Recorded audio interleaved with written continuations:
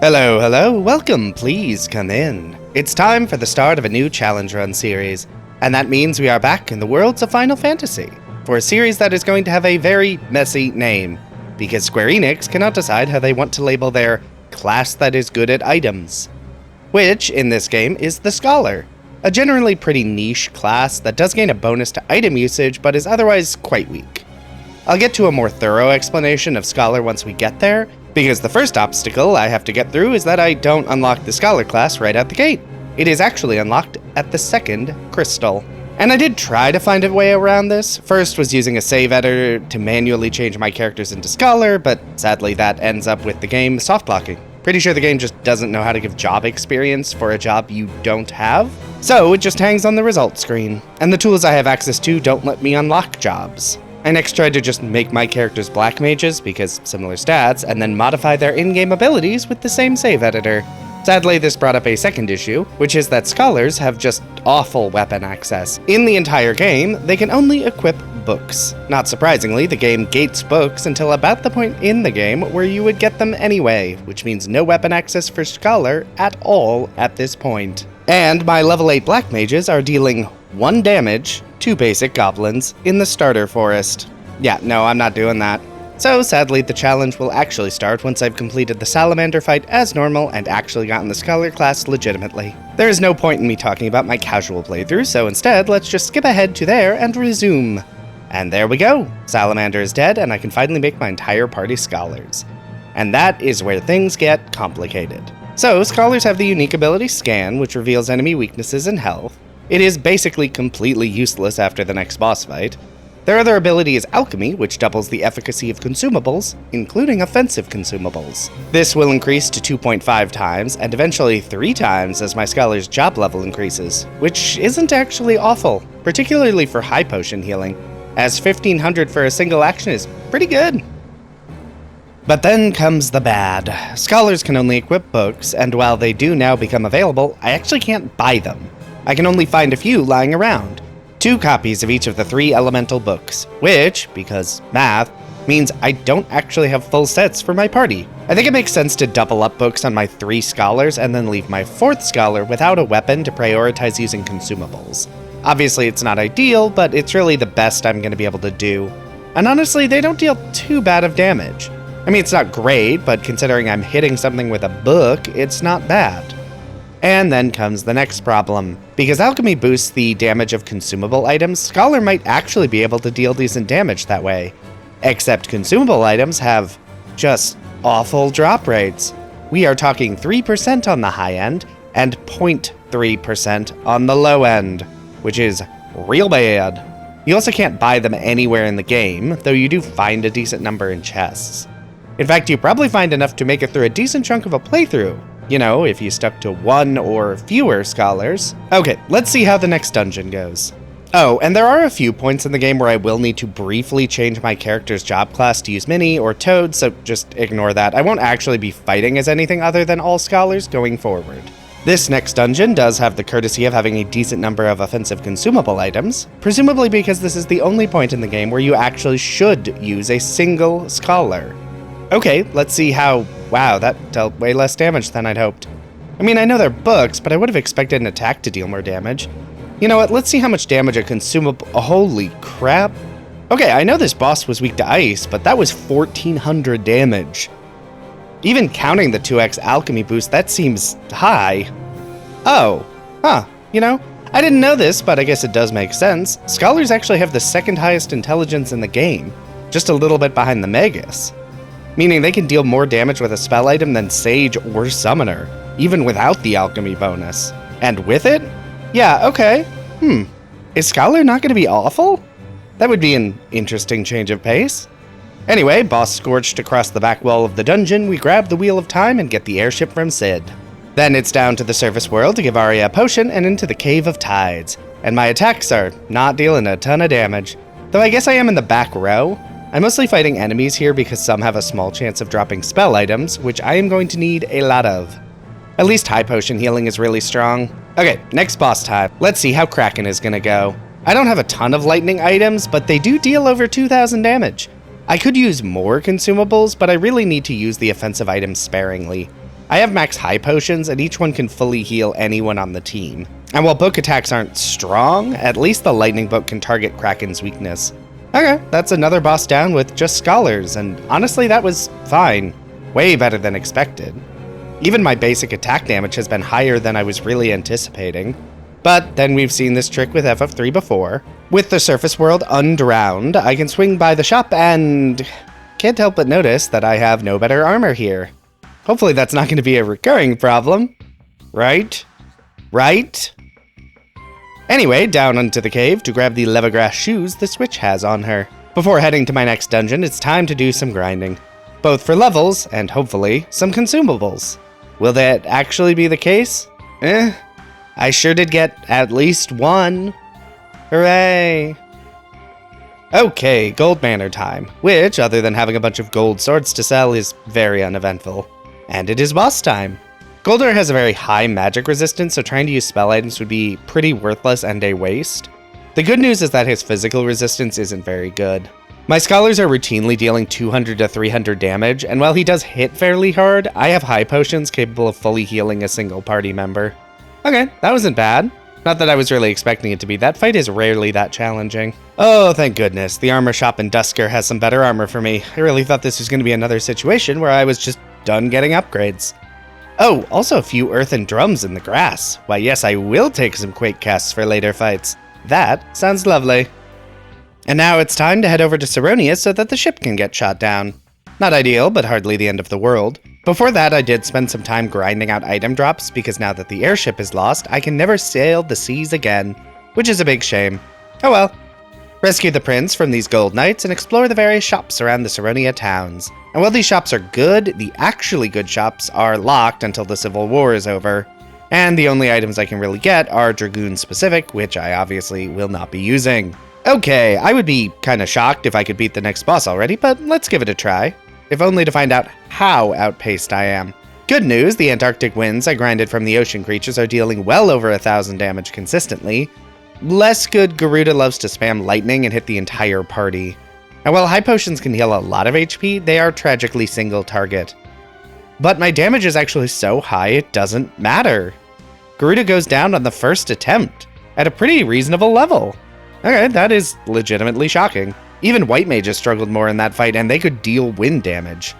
Okay, next I get the Nautilus airship, but first it's time to buy scholar hats and robes for my entire party, now that the armor shop is open. The rest of the shops don't have anything I care about yet, which is a real bummer. But, oh well, with the Nautilus I can fly over to Doga's house. He bestows our airship with the ability to fly underwater, and with that I can head through this underwater temple. Noah's loot is here, and then can be taken over to Une's cave to get her to wake up. She can then blast our way into these ancient ruins, which still doesn't have a boss, and unlocks the Invincible. And the Invincible is a game changer. Not just because it unlocks the next story sequence, but because I can finally buy elemental tomes. And these are upgraded tomes with better attack stats. I have no money, but I can sell all these garbage weapons and armor I've been picking up. And before I know it, I have 8 copies of each of the elemental tomes. This means every character can now dual-wield identical tomes, which not only improves my damage, but lets me more reliably target elemental weaknesses, and means my number of scholars able to attack has increased by 33%. And by taking the Invincible through this super obnoxious mountain maze, I can reach the next dungeon. I'm probably a bit underleveled at this point, but let's give Hecatoncare a shot.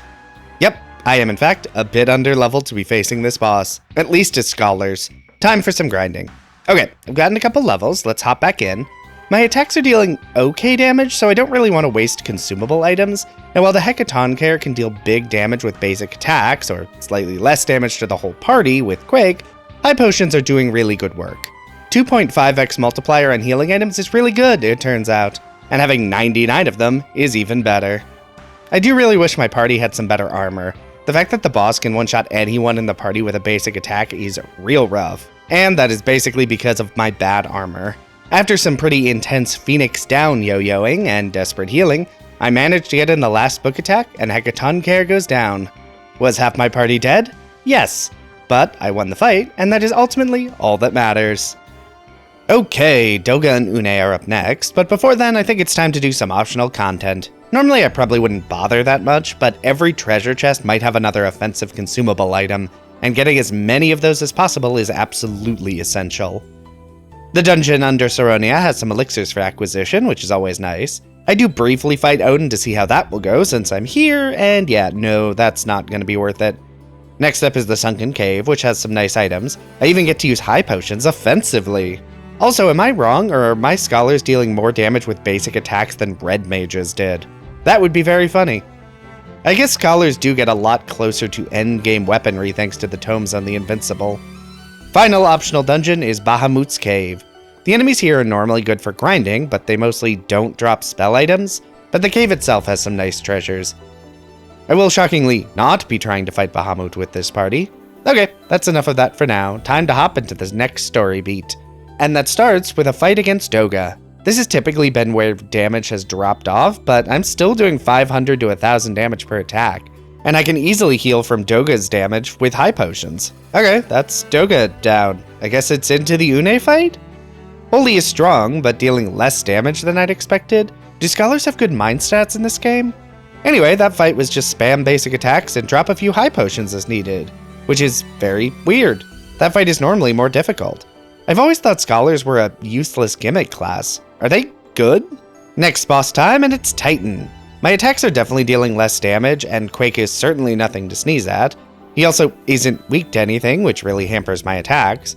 On the other hand, my job classes are high enough that high potions are now curing 1500 HP. Between Flare and Quake, Titan does deal pretty high damage, and not being able to revive with more than red HP is not super conducive to yo-yoing my party, but between the excellent single target healing and the passable damage, I do manage to defeat Titan. Alright, nearing the endgame now, and I am confused. Into the Crystal Tower and immediately down into Eureka, which has a lot of chests that are often filled with spell items, and sometimes a ninja that I am simply not going to fight, because that was way too much damage. I will also be skipping over all the guarded weapons because I can't use them, and at the end, I can't equip any of this. That's not good. So I guess the armor I have is just gonna have to be it, huh? Okay, that's fine, I guess. Well, gonna do some grinding to get some levels because I have a ways to go, because now it's time for the endgame boss rush, which is an interesting problem. So I have been relying on high potions to heal because they heal 1500 per use, which is good. And because I have 99 at any time, I can absolutely heal up effectively. The problem is the final boss sequence is 6 bosses in a row with no shops, which means that in addition to pacing out my damage effectively, I also have to pace out my healing. Because 99 high potions may sound like a lot, but that is only about 16 per boss fight on average. And I do have a decent number of elixirs, but my healing is still going to be very limited for this next section. And after some grinding at Bahamut's Cave, it's time. Although I actually should have done the grinding at the Sunken Shrine to get spell items, but I'm sure it'll be fine. Into this section where Doga and Une bring all our friends to fend off these dragons, and it's into the first portion of the boss rush, Xande. And my basic attacks deal okay damage. I mean, it's not great, but it's still better than red mage damage. Xande has some very high damage of his own, and Meteor specifically is really bad for my party's longevity. Yeah, keep using Blizzaga. I love Blizzaga. Much as I'd love to save all my spell items for later fights, I just can't. The math on my high potion usage is just not working out in my favor. Okay, time to start throwing out Arctic Winds. These deal much better damage, but I do have a finite supply of them. Much as I'd love to keep going, I can tell you right now that I just do not have the spellcasting items left to take out the remaining bosses. Alright, back to the endgame grind. Hooray! Oh, FF3, you always manage to disappoint. Oh right, I never explored Lake Door. I should do that for the spell items here. Wow, Leviathan is really weak to lightning, huh? Grinding done, it's time to hop back into the boss gauntlet. My damage is considerably better at this point, dealing 1.5 to 2 times my damage of last time. And while Xande is still dealing big damage with spells, I have a lot more HP to work with. I mean, not meteor amounts of HP, but pretty good. Okay, I do in fact still need to use combat items again. I don't want to, I'd much rather save them for the Dark Crystal bosses, but realistically, if I can't get through this section, then it's not gonna matter. And after using, honestly, more items than I'd like, Xande goes down. Easiest boss down, it's time for the Dark Crystals. And the first boss is going to be the Two-Headed Dragon. This boss is a bit notorious for how much physical damage it can deal, and yeah, it does not disappoint. Which means I absolutely cannot afford to take any amount of time here. Fortunately, I have a decent stock of chocobo wraths that I have been saving for just this occasion. These function like the flare spell, and because of Scholar's stupidly high intelligence and triple damage, I am actually hitting the damage cap, which is kind of wild. And the boss dies pretty quickly, which is good, because if it hadn't, there is no way I could out-heal its attacks. Next up is a Riemann, and one item I have a decent number of that I haven't used are Shining Curtains. These apply Reflect to the target to bounce back spells. Cloud of Darkness doesn't have any spells to reflect, so no reason to save it till the end. Although now that I'm thinking about it, most of a Riemann spells cannot be reflected.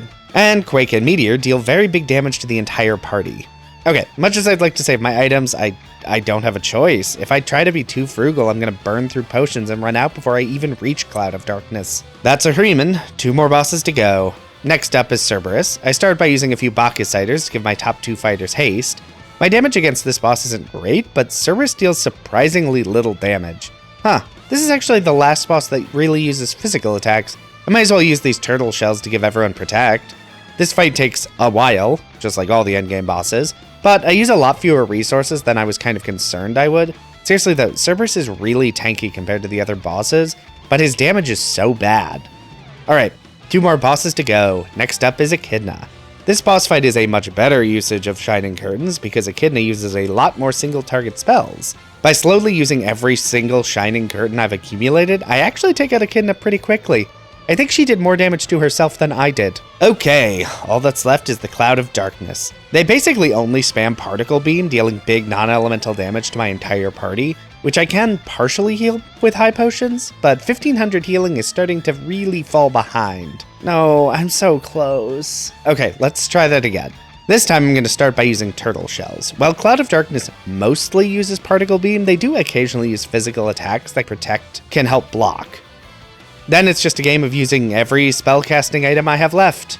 And it's close. It is so close. But it just is not quite enough. I'm just not dealing enough damage, and I'm out of Phoenix Downs, and I'm out of high potions and elixirs. And I go down, and that was heartbreaking. I was so close to perfectly balancing the final sequence of fights. But it was not quite enough. Okay, it's back into the endgame. I did a good amount of grinding. This got my levels and HP up, though to be honest, the biggest change is that I now have more spellcasting items, because I did all of that grinding at the Sunken Shrine, where the enemies drop a decent number of them. Zonde is a pushover, and I can basically bash him in the face with books until he goes down. Then to the Yahriman, where I use high potions to heal, and a Bacchus-cider to buff my attack to slowly take out all its HP. Against Cerberus, turtle shells for defense, and my higher attack power beats the boss pretty effortlessly.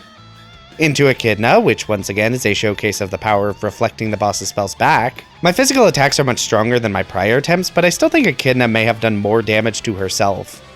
And with Echidna down, all that remains is the Cloud of Darkness. And this time I have a lot more health on each of my characters and way more spellcasting items. Some of that was the item grinding, but a lot of that was just not needing as many spell items to defeat the earlier bosses.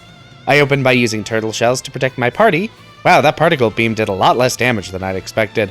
And the chocobo wraths I had left over went from 6k to 9k damage. I also have Lilith Kisses, which function like Drain and can deal big damage and heal. And my team of scholars is dealing 8 to 13,000 damage every round, even after running out of the heavy hitting items, which means this fight does not take very long, and the Cloud of Darkness disintegrates back into the nonsense that spawned it. And that is Final Fantasy III beaten with only scholars. And honestly, that went way better than I was fearing it would. My basic attacks with tomes were a lot stronger than you would expect from this class. I mean, it didn't match any of the big powerhouses, but it definitely outstripped what I was expecting. And anytime I could use offensive consumables, enemies died very quickly. But I will have more to say about that in the summary video, out in a few weeks. I did want to shout out that I do have a Patreon, linked in the description. I spend a lot of time making these videos, so if you enjoyed the video, want to support the channel, and are financially stable enough to do so, that exists. No pressure though, this channel is free to enjoy for everyone and will remain that way. For now, if you liked this video, be sure to hit the like button. If you'd like to see more of this, feel free to subscribe. Hey, maybe leave a comment if you have something you'd like to say. But whatever you decide to do, have a safe trip home.